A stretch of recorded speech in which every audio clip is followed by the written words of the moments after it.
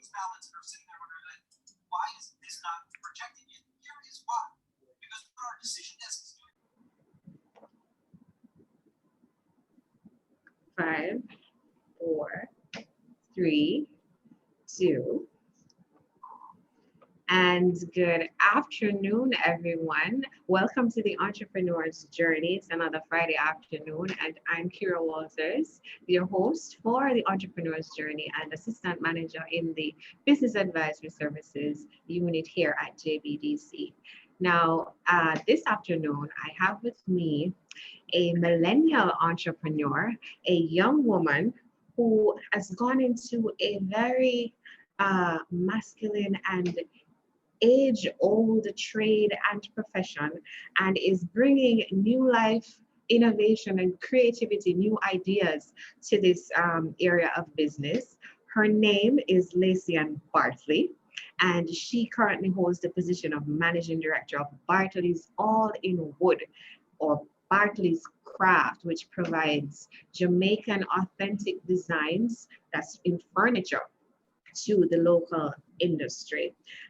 Miss Bartley is a very interesting young woman, as in she has a lot of credit to her name, and for her age, you would think that the 20 years of experience that the Bartley's family business has, she has maybe more than half of that, and she's too young to have acquired all of that. Good afternoon, Miss Lacey. How are you? Welcome to the program. Lacey, you hearing me? Thank you, Kira. Okay, good. I hope the technology is merciful. Okay, I hope the connection is merciful.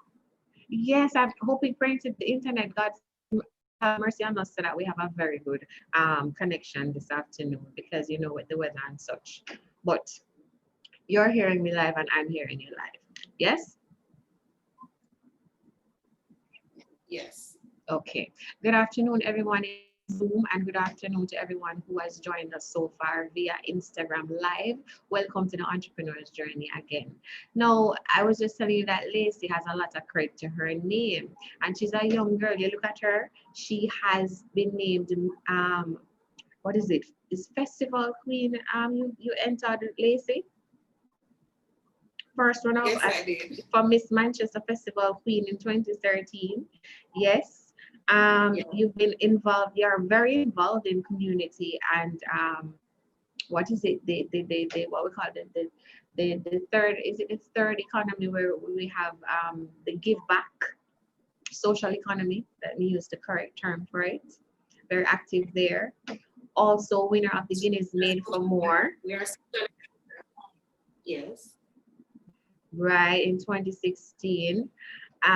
Receiving National Bakery Bold Ones Award in Manufacturing, Entrepreneur of the Year in 2014 from JBDC, Young Professional, all kinds of different things. Lacey, where did this, where is the source of all of this achievement and drive coming from? What gets you going? What makes you tick? Wow, what big? Well, I always talk about my love for my father and the influence that he has had on me in terms of his support and his love propelling me forward, and a desire to make him proud. But earlier this year, I was reflecting around my birthday, and I thought about my mother's influence over my life. My mother is a perfectionist. Nothing is ever good enough for her. I remember getting 100% on a math test, and I'm not the best at math. So I was very, very, very proud of myself. And when I presented the test paper to her, she said, "That's what you're supposed to do all the time." So growing up with that kind of expectation from your mother, I was always driven to do more. It's never enough. Do more, push. You need to be the best. That was the kind of work ethic and moral that my mother instilled in me. So, and personally, I am always in a competition with myself. So I want to be the best. I want to be living up to the standard that I have set for myself. So that is one of my driving factors. And of course, helping people, that's another value that my family has. My dad would always drive on the road if it's raining or anything and he sees somebody, he would always pick them up.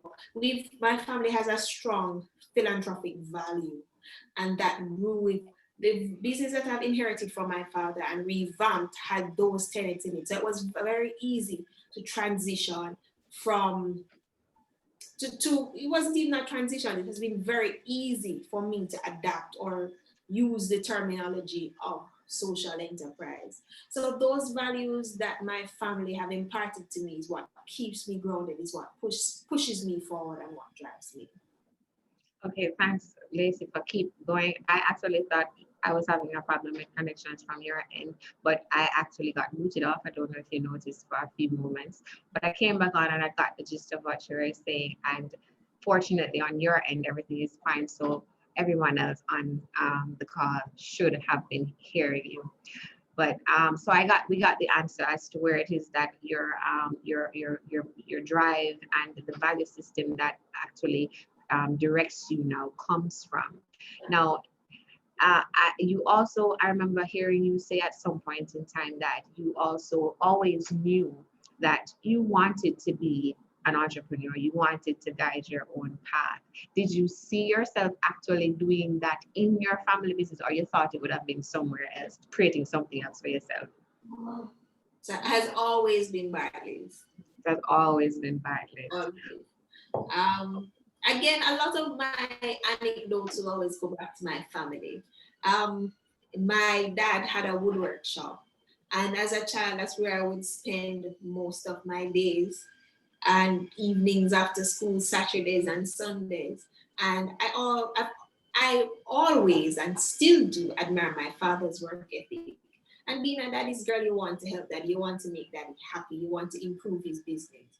So I remember before the advent of JBDC, going to SDC, when they had the mandate of business development, and speaking to the officer there and doing T-charts for my father to get a load of. So it has always been Bartley's because it means something to the people that I love. So yes. Wow, that's very impressive for a young person, especially for a young woman. As I was saying, to go into what we normally traditionally call in Jamaica and probably even elsewhere, a male-dominated field.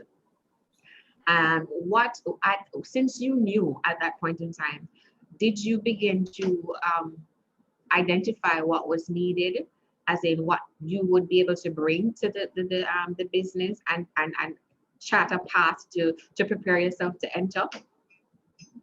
Always. My degree choices,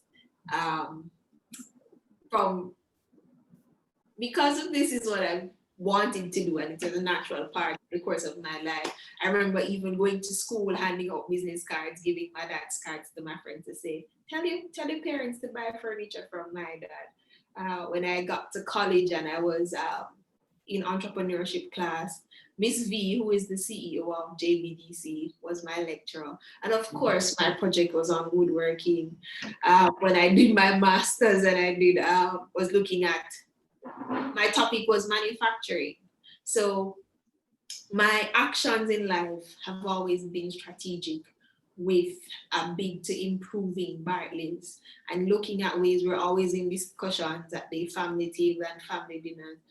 I'm the one that's always talking about business and how to move the family business forward and what we can do to impact the people in our community and also impact Jamaica on a wider scale. You know, because I believe that the manufacturing is the foundation of every economy. You can't have apps if the app is not selling something, and somebody has to make it. So I'll make it. Absolutely. So what is it then? Let me ask you, what is it that, as your second generation in the family business, what is it that you have brought and how have you transformed the business since you have taken the reins of it?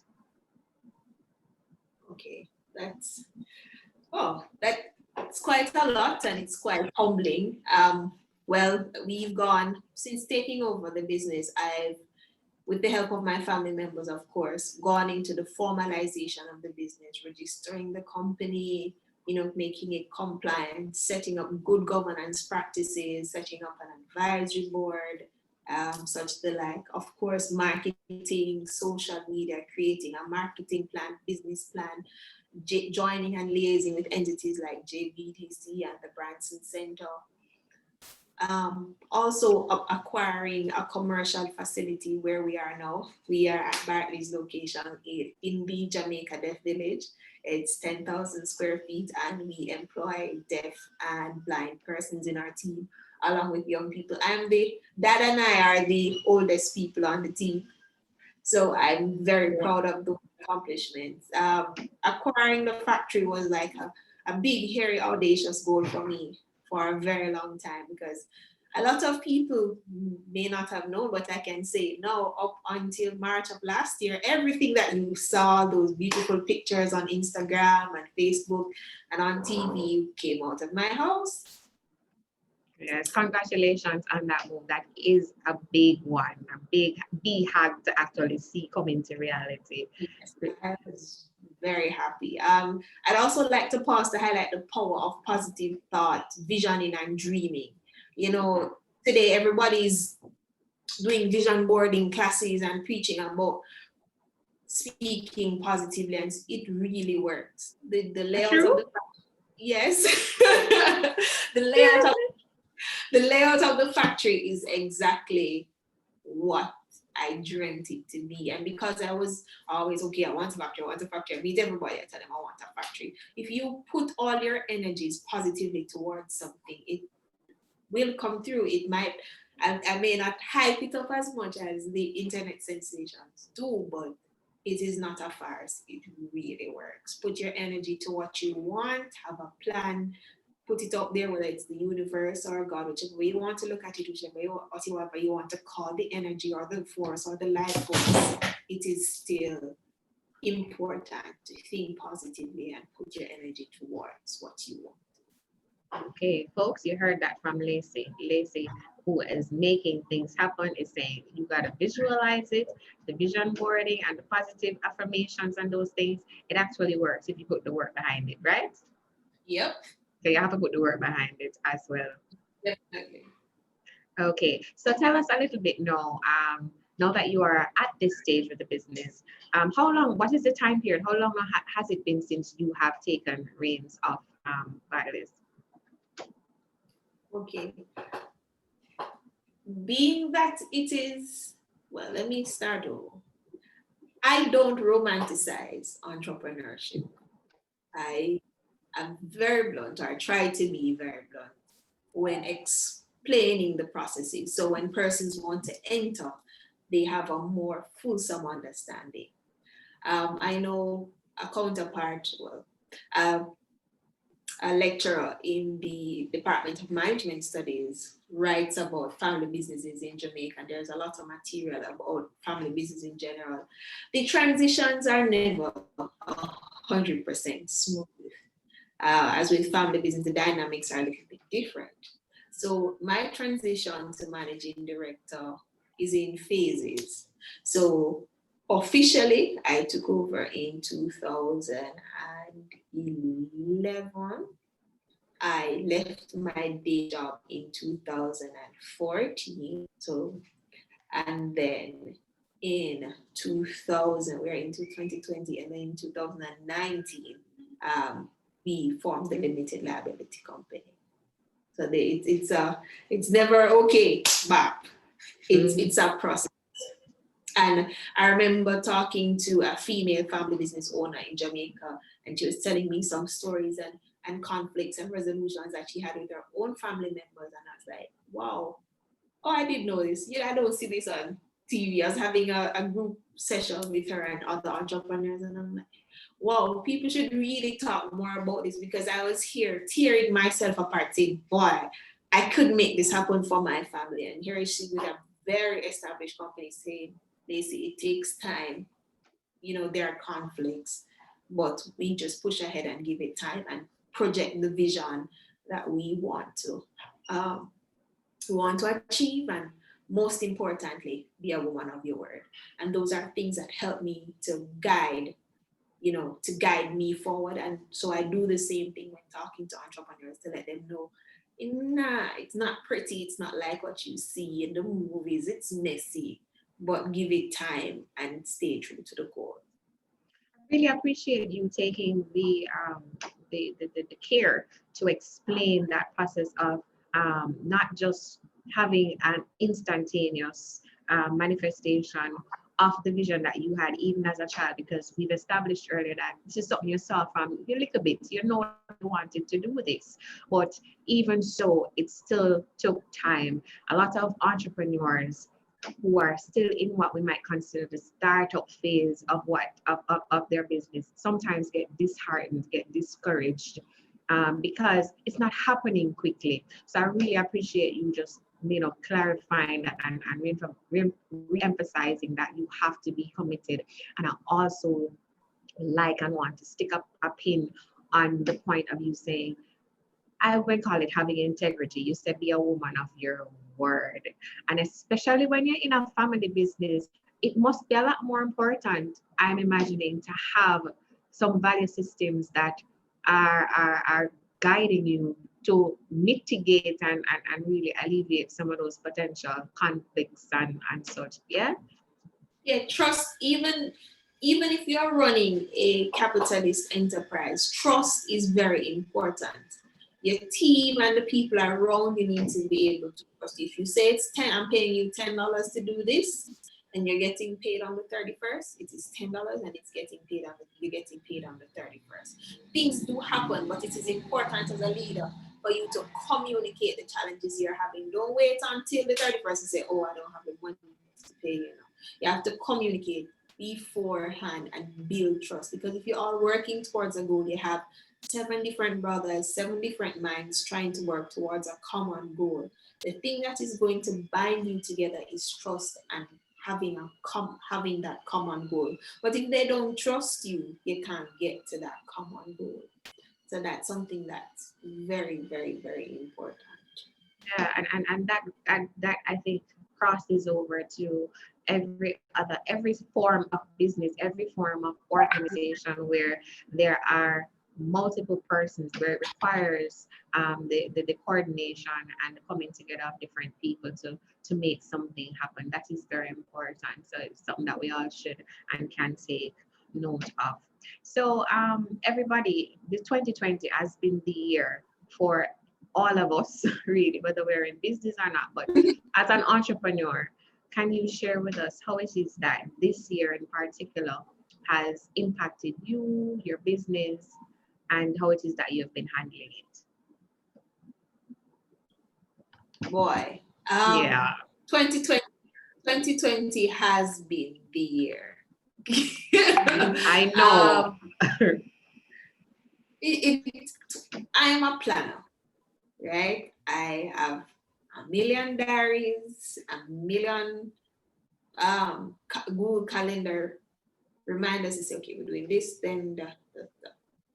And I try to plan out every possible problem. And COVID just threw a wrench in everything. So the lessons from COVID: number 1, remain calm, breathe. At the end of the day, as long as you have life, there is hope. It's a cliche, but it's literally that. I remember COVID came and okay, we're pivoting, we're going into sawdust. 90% of our business has been decimated. Let's go into furniture and sawdust. So we're pivoting. And I planned it, I wrote out the plan, did the budgets, everything. And then I forgot. But Lacey, the grain for the chicken, for the sawdust, comes from overseas. So chicken is going to be short. Oh my God, there's nobody to use the sawdust. And what you get, so you have to put more energy into furniture. the lesson from that anecdotal story and what happened to us with COVID is just be flexible. You can plan and plan and plan, and then there's Murphy. So when Murphy happens, you be flexible, you breathe, and you push. The main lesson from COVID, to be honest, is to stay calm, take care of yourself, don't neglect the things that matter, and flexibility. Okay. So so that I can take that and I can apply that to myself as a person. And boy, is that so important for entrepreneurs to remember that you all are persons, you're people. And you're not super. I know normally you're superheroes, but you have to remind yourself at this time to really take care of yourself. So to breathe and stay calm and live to fight another day. I take it. But let's get down. You just have to understand that there are some things that are beyond your control. Your control. But when it comes down, when I thought that there was going to be a tropical storm, and I have a Zoom group with things that would be damaged by water, I was like, I've planned so far, I've done everything that I'm supposed to do, and it is what it is. So let me ask you something. Because those are some real things, and I want to ask you like a question coming down to brass tacks now. Mm-hmm. When the storm is, well, not the storm, we don't want any storm, but in supposing that there is Corona marrying Murphy this year, so we have double chaos because Corona and Murphy got together to have some fun, and they're still having their honeymoon. And they decided to have a child, and the child is called 2020. Exactly. Right. But when your business, as you said, you have plans for the business, you have a strategy, you have a plan, you have your business plan, and this is these are the goals and the objectives that's supposed to be happening. And you have to pivot. Your staff is there are some things you can't control. When you were pivoting, how did you go about, what was the kind of assessment that you made? And how did you go about making your decisions? Because you have to make some decisions, because people affected, the staff is affected, your money is affected, your responsibility, other responsibilities read the business are affected. How did you go about assessing all of that and making your decisions? All right, so I did a couple of things. Number one, I researched the pandemic. So I read articles like from Damian Crawford about, the possible impact of COVID on tourism, because that's my major market. I read The Economist, different journals. I looked back at the Spanish, found some articles on the Spanish influenza and tried to gauge how long I thought this would be. And when I gathered that data, I said to myself, all right, so this comes down to commodities. What do you really, really need in a pandemic? Then I thought, what can I produce that people really, really need in a pandemic? And then I came up with sawdust. I also started to look at buying trends. I started to look at what different income brackets were doing. And I realized that the higher income brackets, they were using the downtime to build. Contractors still had business because now that things were slow, construction tends to have a lot of moving parts. So all the trade men were busy during COVID. Because you go to your site and you go back home, you go to your site and you go back home. So one of the things that I made sure to assess the trends on various income brackets and target those income brackets that were still moving. I have a principle in Bartley is to hold my retained earnings. So I looked at again as what matters, who matters, and at Bartley is people first. So I decided that I was not going to cut salaries because we said people first, and that's the value we believe in. So I actually gave my staff a bonus before COVID so that they could make preparations for the pandemic. I can't preach A and do B. I can't. It doesn't make any sense. You can't sleep with yourself at night to say A and then do B. You're a fraud. You're a hypocrite. If you set people first and you have a little, we're a small business, we are a startup. We don't have no bag of money. What if you have a little retained earnings? You know it's a pandemic. Nobody was expecting a pandemic. Majority of people in Jamaica, we don't have a lot of savings. So what is the humanitarian thing to do? What is the logical thing to do? Everybody I tell yourself we go buy up, store tin food, this, that, and whatever. How? With what? With what money saved in what bank? Where? So we know the dynamics that we are dealing with. So you just have to be a human being. And it may not come back to you now, it may never come back to you. But at the end of the day, you can sleep at night. Because a lot of persons as entrepreneurs here, say, oh, employees, this, them, that, them, whatever. I've learned in my years in business, because I'm very young, I've been in my family businesses. You can't always expect what you give out to come back. It's not always going to come back. So you can be the best boss, you can throw the parties, you can do this. It may never come back. It may work. It's like Jesus and the 10 lepers. Only one came back. It's just like that. The Lord himself gave you the parable. It can't get no clear. That was not even a parable. That was just clear as day. But the important thing is, Lacey needs to be able to sleep with Lacey at night.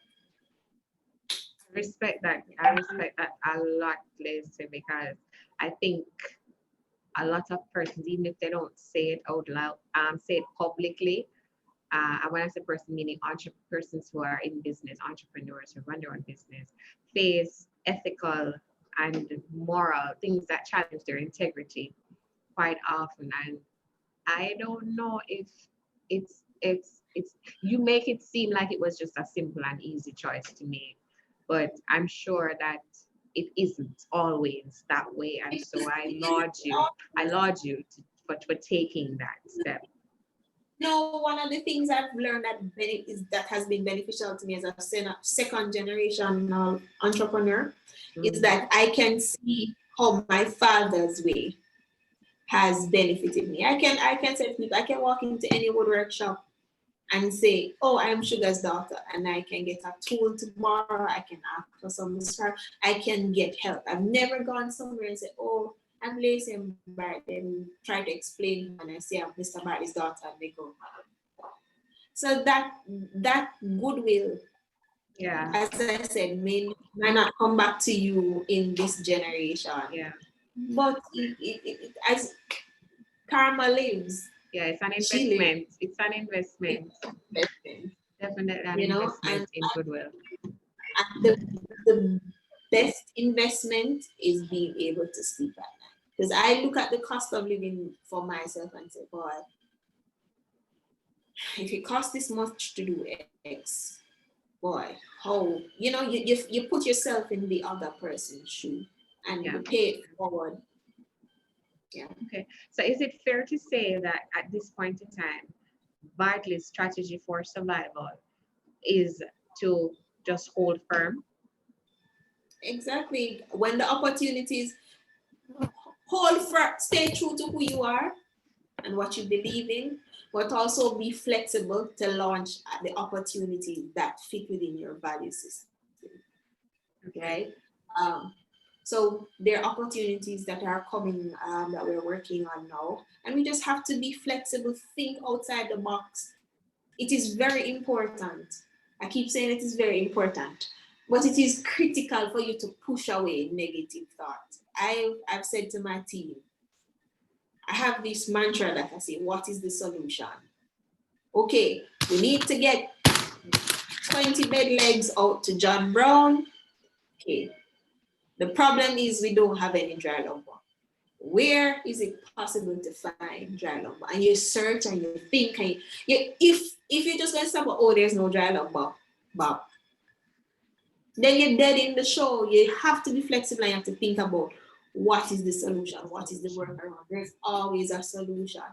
And the mind is the most powerful thing on this earth, you know. You see, once you believe, say, there's a solution, you will find it, you know.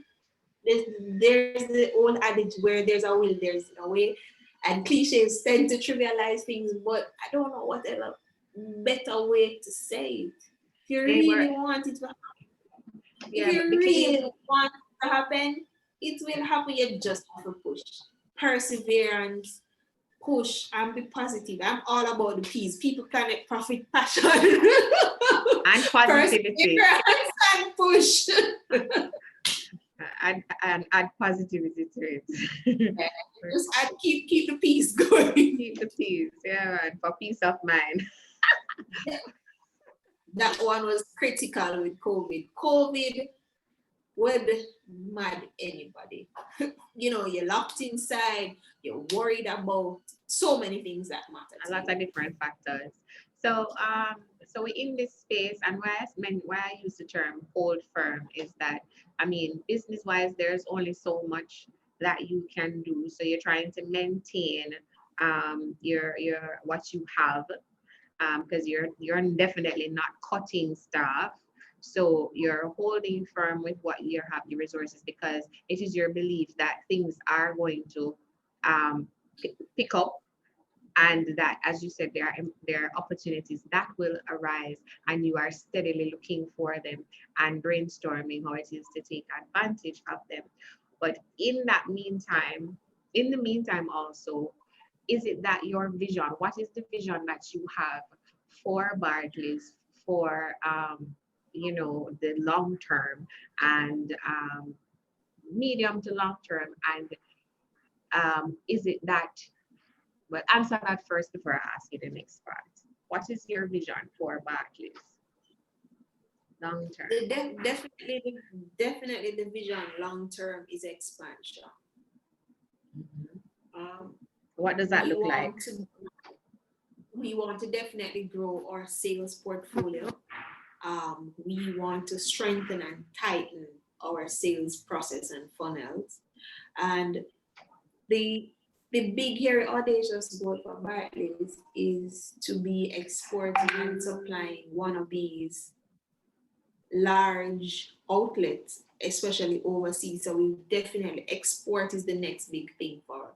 Really, yes, we are exporting, but we definitely want to be doing large. Which one of your products are you currently exporting?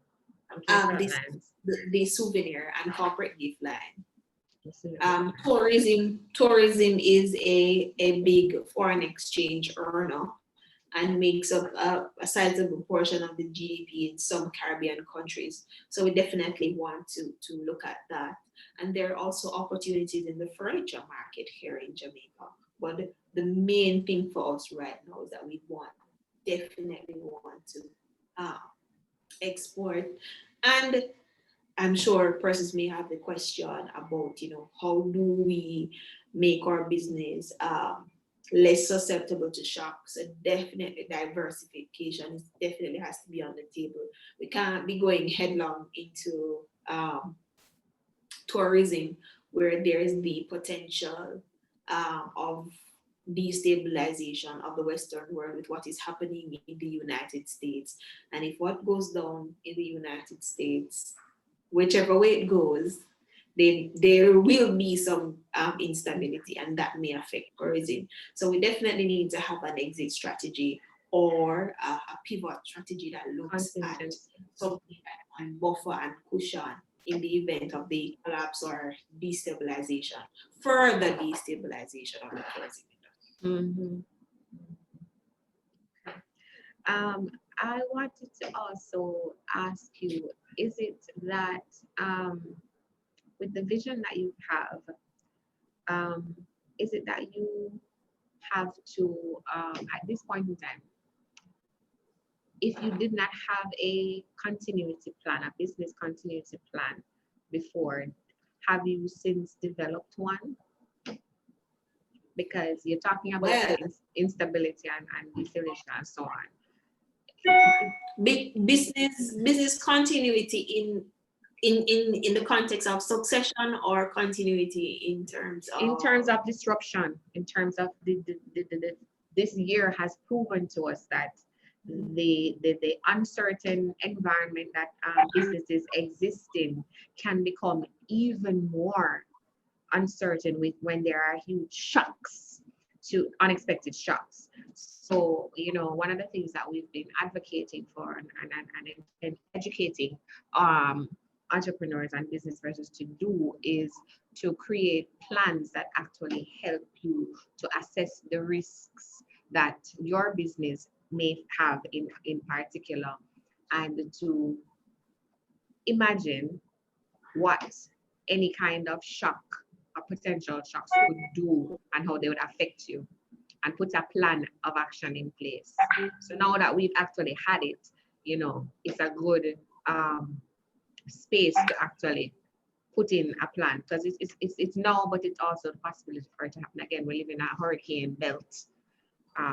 We live next to our primary markets, which we depend a lot on our external markets. So just is it that you have now looked at that, or am I giving you some food for thought?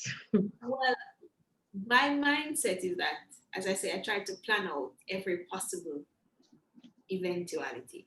So I've thought about particular risks, like, for example, fire, global disruptions, or world wars. I've looked at plans for those kind of situations. Yeah. Some insurance, I don't want to be incorrect, but you would, of course, take on risks that can be covered by, of course, insurance. You would definitely take out insurance for those kind of risks. And so, to answer your question directly, yes, I have a plan, but there are just some things that you can't plan for. For example, with a hurricane, if we lose our roof, what do we do? So yes, we've definitely taken certain things into consideration, and we have plans in place for most of them, but some of them we are just crossing our fingers and praying, to be honest. So short answer, yes. Okay, good. We have a plan. Excellent. Okay. So we've covered basically how you started, and what it was like initially to start, and covered some aspects of how it has been for you along the journey. What would you say has been your biggest challenge so far on your entrepreneurial journey? Yes, Lord. Yes. Oh. Mm-hmm. I know what it is, but I'm trying to PC it up. Yeah. Being a woman in business and in what is perceived as a masculine field, let me start over. No, we live in a misogynistic society. So we're going with this. The things. So I've been in business a while through my family, etc. So we've gotten over the hurdles of, all right, can't get no funding, can't get this. You kind of, what the hurdles are, and you kind of figured out your way around it. So my challenges now are a little bit different from a start of somebody that is just starting out in business. So if I go to the lumber yard and a man wants to ask me some stupid question or whatever, or decry my ability, I don't even bother to try and re-educate him. I just go about my business and do what I have to do, because I'm over that. Yeah. But what I do find now that are my personal challenges is the social aspect, balancing, because now that you're at a different stage, when you just start out, you're all in, and then that you're growing, you need to start making time for life. And as a 30-something career woman who has her education, there are no partners out there. Oh no.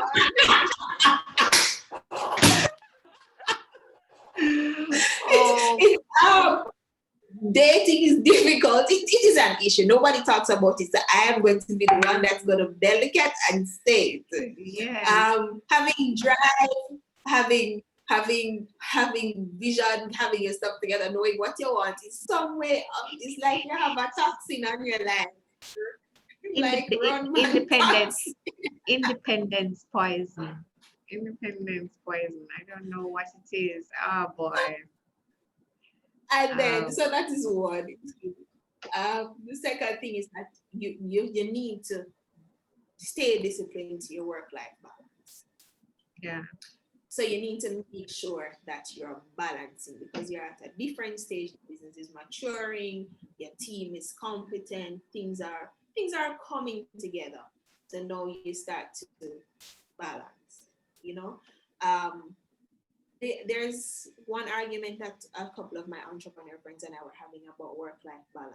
That it's not always present in it because when you start out, you're all in, but as you move along, you gradually make things. So sometimes it's just a little fix up Friday here and there, and then you start to focus, and then you get more and more pushing in your personal goals, your body goals, your different sort of things. But there are times when you are tempted to just fall back and all in,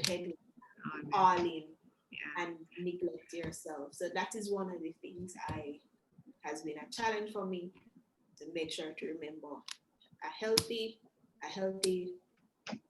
entrepreneur or business owner means a healthy business. I don't know who said it. I can't remember if it's one of Andrea Chong or I can't remember who is it, or if it was Mr. Hendrickson. I'm not quite sure. But one of my mentors said to me that a business reflects the mind of its owner. So if you chaotic and then your business is going to reflect that. What other challenges do I have? I always say this one, and it has still been a challenge. Finding the right people is definitely a challenge, and I know other entrepreneurs have similar challenges finding the right people that match your values. I believe there is a gaping hole in our education system. Persons, they're not taught what to expect in the workforce. They have no idea of production and productivity, understanding goals, writing reports, simple skills that you need somebody to have, simple attitude towards going into a workplace. We are failing our young people, and we are, as a government, I hear the talk about, inviting foreign direct investment.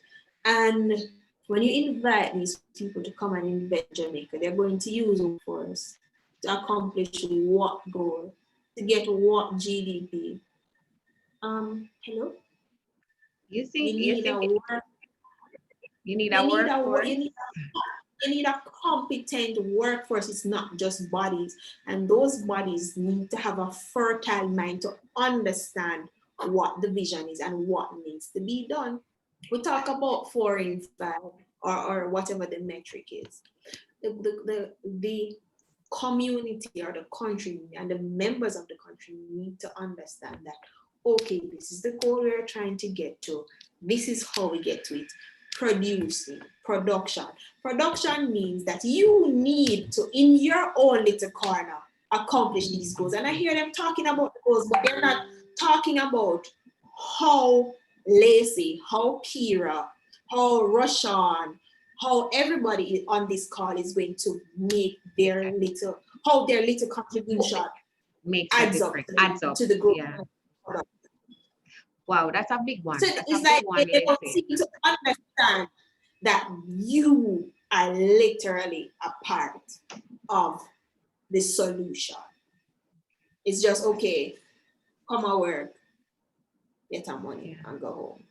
The government needs to fix everything else. Are you thinking, I don't know if it's just a government problem there, and I'm thinking that's like a village problem. Government and boss. I think it's a village. I think it's a village issue. Education, I think, but from the point of the technical aspects, we have so much in terms of the curriculum. We have the Heart Trust NTA, and I think the technical stuff is there. We're educating people for some skills, and yes, while there could be some improvement in the thrust for positioning and preparing the workforce or the youth or whatever for the emerging opportunities or the emerging skills that are there. But I feel like it's a mindset, and I think it's the village, the values that it's like, oh, you have some strong values from early because your family inculcated that in you. That's where that's really where it comes from. It wasn't from school. So I think it's really coming back to that values thing where me never get values on attitude and never in a school. We hear them talk about it, they say, but in our era, we never really get that exposure. So I think it's the family. It's really coming back, and I'm going to challenge you, and I'm going to challenge us and all of us on the, I don't see any chat, the chat's coming alive now. Some people say yes. Rashawn just send a message. He's saying that it's a mindset. Exactly. I agree. Yeah, man. So I'm challenging us, the ones who are aware, to try to have some influence, use our influence however we can to show. And I love that, someone like, because Lacey's had this thing for years, and this when Lacey did Margaret, and she not fat now, but Lacey did Margaret, the way she young. You're like a little 20-something first girl out of high school, out of UE, coming and coming up here to get support at JBDC and that kind of thing. We don't have those examples. We don't have these faces being and these stories, I think, being presented to our youth enough to show them that, hey, it's not just about I get rich quick, and it's not just about Instagram and look good and flossing and them kind of something there, so I think we really need to look at the village. I hear you talk about mentors, and you and also saying that you have a lot of youth around you, because you're saying you and your father are the most senior persons. You have something obscure in your video, Lacey. Oh, yeah. Right. So yeah, I hear you saying that you are the eldest one. So I'm gonna challenge you. I don't know if you're doing anything, but I suspect you might be to mentor those youths and those people that are around you, so that it kind of starts to hopefully take seed and spread out. And books, I love books. Like I like asking people, if you read, like, are you a reader, and what are you reading if you're a reader? What's your favorite read? Okay, I don't have a favorite read. No. Because you don't have one, while you're thinking, I'm going to recommend getting Off Balance on Purpose, since you mentioned that as an issue. I don't remember the author right now, but I think you can get it on Amazon. I read a lot of articles online. I do a lot of short reads. Currently, I'm reading a book that's looking on emotions and emotional intelligence. I like to read a lot on that. Articles that I ask my team to read. Always ask them to read. Yeah. All right, one of the things that I struggled with very early being a managing director is I have to be explaining everything. Explain. And I was like, and then somebody said to me that at times I come off as condescending, and I'm like, okay, so if I'm condescending, what's the solution to that? Bring you up to my level. So read. And they always say, oh, they want to advance, they want to this, they want to that. So I say, okay, these are your goals. This is what you want to achieve. This is how it benefits you. This is how it benefits Bartley. So let's work together. Right? Okay. So there's an article on the Willie Lynch syndrome. I cannot ignore the fact that we are in a post-colonial society, and there are certain nuances and mindsets and attitudes that affect how I am looked at as a leader within this political and economic climate. So definitely one of the first things when I interview somebody, I let them know there is no us and them here. I'm not into it. I stamp it out from day one. I don't believe in it. And I believe in empowerment. I'm a Pan-Africanist. So this is my ideological standpoint. I'm making you know from day one. So if you're going to come here with the background mentality, Bartley's is not the place for you. And if you can't bind to that, I'm very big on vision sharing. I'm going to hold it up and say, yonder people, we going yonder. And if it's not where you want to go, Jano, we need the help. Jano, we need the help. We need somebody to wax the board them. We need somebody to follow me go to lumberyard. But brother, I'm not into the eater food mentality. No. Because even where you might get the little help, it drag your energy. There are other dynamics that you have to think about. Yes, you want the help, but sometimes it can't be always about the money. It can't be like, John, we need to make that sale. Like, yeah, we need to make the sale, but my team also need to stay intact. I spend a lot of time. I spend 12 hours or more sometimes at work, right? Or thinking about work or interacting with people.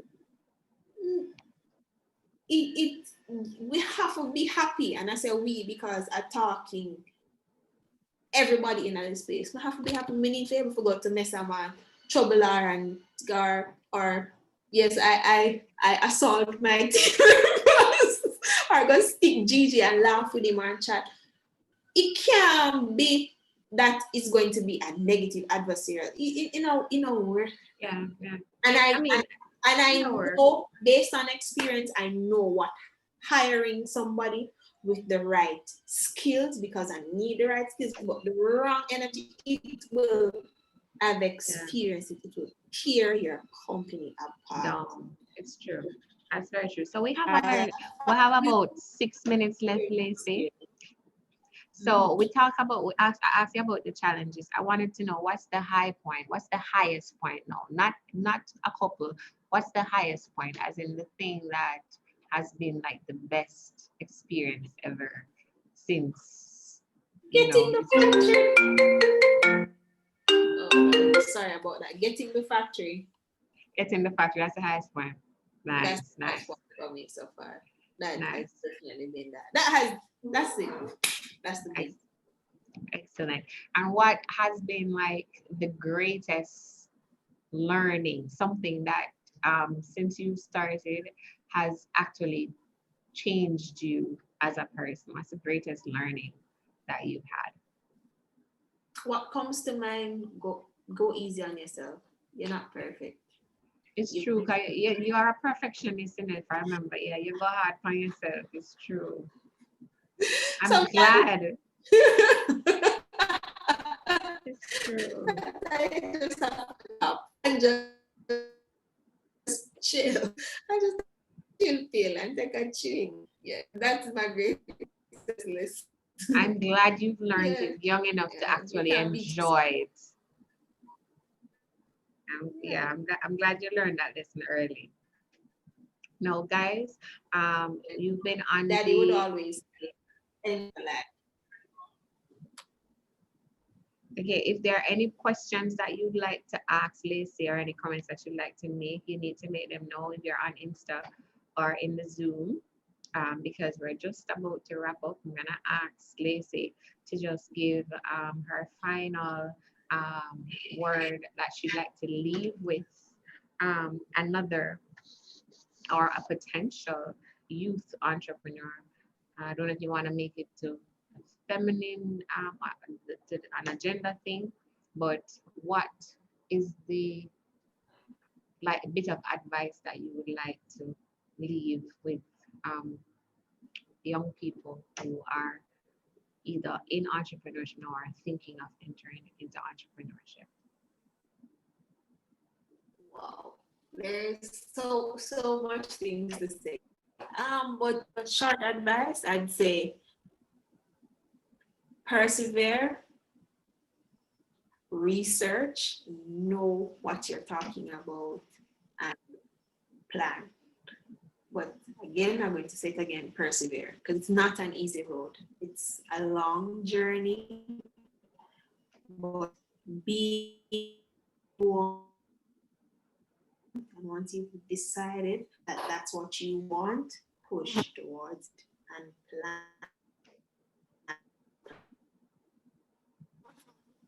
That's as succinct as I can be. So I was getting a little, the feedback, I don't know if it's my internet, a little dodgy, but what I heard was plan and persevere, or persevere and plan, if it's in that order. That's it? Yes. Yes. Perfect. Perfect. Yes. Excellent. Lacey-Ann, thank you so much for coming on to the Entrepreneur's Journey and sharing your story, your journey so far with us. It's been very enlightening. For a young woman, you have given us a lot of insight. You've shared a lot of insight with us. And I want to also commend you and congratulate you on the strides that you have taken, the steps and the accomplishments so far. Congratulations on acquiring that factory. And it is just an exciting thing and an exciting time to actually look forward to what is to come for you, because there's just so much more time and so much more creativity that is left for you to put out in the world and share with us. So I want to wish you all the best in that, and just say thank you again on behalf of myself here at JBDC and all of the people who are with us here on Instagram Live and also in the Zoom. It's been great. You see any chat? I don't see any chat. So guys. Yeah, and Roshan is in the chat. Roshan is chatting with us, yes. Yes, and I'm saying telling everybody, and I'm telling everybody to follow us on Bartley's, that's BARTLEY_S. If you have any additional questions, you can send them there. And my team and I will reply. And of course, you follow my business and see what I've been blabbing about for the past hour. Yeah. And of course, get your Christmas. I can't resist a sales pitch, Kira. Come on, you know. Of course, I mean, and you're free. I mean, use families. You are welcome, everyone. You're welcome. Thank you for having me. You're most welcome, my dear. I will see you on chat soon. Enjoy. And I don't know, it's raining in Mandeville too, right? That's another island getting the rain, right? Not today. Funny enough, Nice. It has rained from about 2 weeks now, but it's not raining today. Okay. So you know who's going to change and go to the lumberyard? This girl. Okay. All right. So have fun with that. Right. I definitely will. I'll be posting the dirty pictures. Yes, we know. All right. Thanks for having me. You're welcome, Lacey. Bye.